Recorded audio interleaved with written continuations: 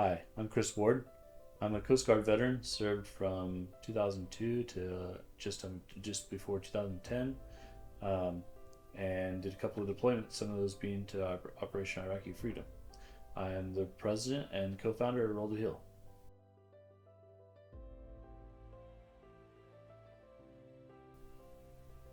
So Roll2Heal is a nonprofit servicing veterans, first responders, and healthcare professionals to strengthen our community, build camaraderie, and alleviate everyday stressors, including those that are from PTSD stress. We're doing that through tabletop role-playing games as that medium to help with those factors. And we have multiple peer-reviewed studies that show the benefits behind why those work.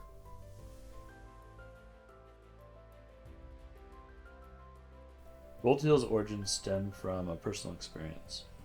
I was going through some of my own PTSD at the time, and a good friend of mine that had served with prior as well saw that I was going through it and invited me to come sit at one of his tables on a weekend. And so I just asked him, well, what do you mean by that? He said, well, I'm playing a tabletop role-playing game called Dungeons and Dragons. I'd played Dungeons and Dragons when I was a kid, but okay, well, I guess I'll go check it out. So I went and sat at his table and really enjoyed it. There was 3 veterans and 2 civilians that were playing at the game. And about a year and a half into it, the 3 of us veterans would get together quite a bit earlier on before the game would start, the campaigns would start, and just talk about, service deployments and the VA and things that we were dealing with at home. And in one of those meetings, we showed up early, and the one of our veteran friends showed up and said, I want to let you guys know the only reason I pulled the trigger over the weekend is because I want to know what we're going to do in our next session. So luckily, the friend that invited me to the table had quite a bit of experience in helping people in those situations, and had done some training while he's in the military as well, was able to find that person some help.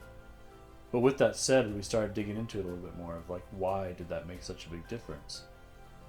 And from the questions that I had asked that person individually, the response back was that he felt that he was going to let us down. So there's almost a purpose that was built there behind why he wanted to show up and why he wanted to play. He felt like he was going to leave us down. We were going to have to find somebody else to replace him. It was going to interrupt the game. It was impacting more people than just him. So after that, I started doing a lot more research. Went to the libraries, picked out a bunch of different peer-reviewed studies, and was able to find quite a few that related to not just PTSD, but stress relief, social anxiety, and autism as well, and really started digging into them. Back then, about 3 years ago, when I first started really looking into it, there's only about 2 or 3, maybe 4 studies that I could find that actually had some good detail in it. Now there's closer to 30 of those. But really that was the origin of why we started, was that story of the person coming to us and saying, hey, this really helped me through it, and my own personal experiences of when I go to the games, I just feel better. And then also diving into those peer-reviewed studies showed so much benefit behind it, and you can find those peer-reviewed studies on our website.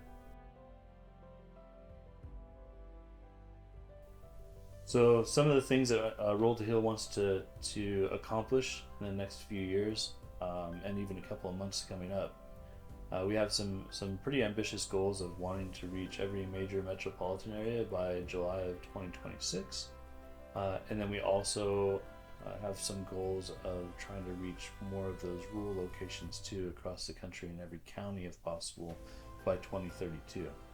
That is a very ambitious goal, but we're already seeing quite a bit of success there, and moving towards them. We also want to invite you to come, discuss with us if you have any questions. Definitely feel free to reach out. And thank you very much for watching our video and learning about who and what Roll2Heal is.